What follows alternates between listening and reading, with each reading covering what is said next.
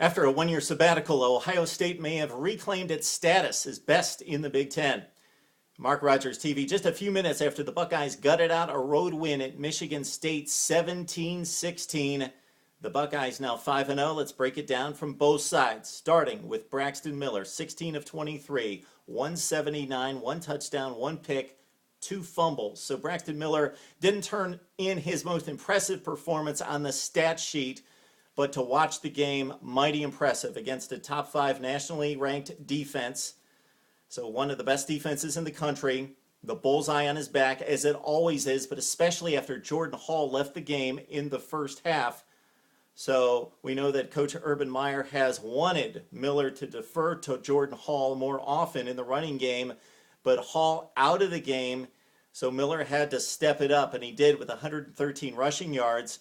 Delivered the strike down the right sideline early in the fourth quarter to Devin Smith from 63 yards to give the Buckeyes the deciding point, 17-13. That was a beautiful play in which Miller stood in the pocket, delivered a strike, a beautiful throw down the right sideline. Devin Smith separated from the defender, hauled it in, took it to the house, and the Buckeyes had their win. The offensive line was very impressive for the Buckeyes. Not so much the last few weeks against inferior teams like UAB, Central Florida, and Cal, but the Buckeyes' offensive line grinded this thing out, gave Miller room to run, and also Carlos Hyde when Michigan State knew that the Buckeyes, protecting a small lead, were going to run the ball. The offensive line pushed Michigan State down the field. This is something that didn't happen last year in Columbus, when the Buckeyes could run for just 35 yards, were sacked 9 times, and couldn't mount 100 yards of total offense until late in the game in a 10-7 loss. So completely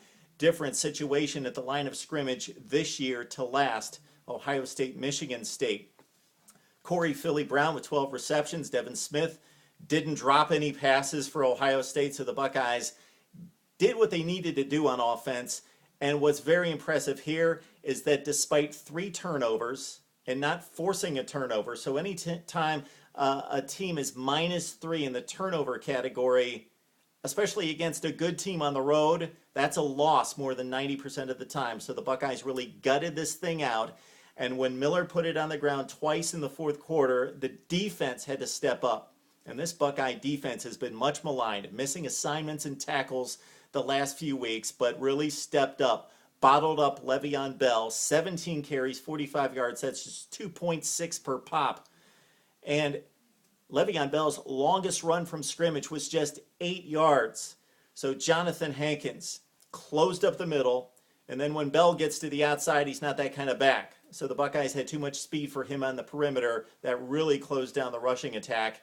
Andrew Maxwell didn't have a whole lot of time to throw most of the time, and the Buckeyes turned up the pass rush, covered the receivers in the secondary. It was a fine defensive performance, the best by far this season by the Buckeye defense. Ohio State hosts Nebraska next week. Of course, a key game in the Big Ten as the Buckeyes move it on to 5-0. For 3-2 Michigan State, the bright side was that Andrew Maxwell is a fine quarterback. He makes the throws when he's just got some time to throw and when his receivers catch it. The receivers did better holding on to the football after 18 drops in 2 games previously. They did much better, but not great. Didn't help him out, didn't make any great catches, and still dropped a few passes. The big disappointment for Michigan State in this season that they were expected to challenge for the Big Ten championship, and probably still will, is the offensive line. Manhandled by Notre Dame a few weeks ago. Same thing against Ohio State. We mentioned Le'Veon Bell statistics, and Maxwell pressured in the second half, so the Michigan State offensive line underachieving. The defense is still solid, if not spectacular. The Michigan State defense is very, very sound, very, very good. The one disappointing thing for Sparty and Spartan fans is that they got pushed around late in the game when they knew the Buckeyes were just trying to hang on and run out the clock. So Michigan State loses to Ohio State, but of course the Buckeyes ineligible for the Big Ten championship, so that's a loss out of division to a team that can't win it. So Michigan State still playing for the Big Ten championship, and they try to regroup next week against Indiana. Need to hear from you on Ohio State, Michigan State, everything Big Ten and college football. Step up. Let's hear from you on Mark Rogers TV.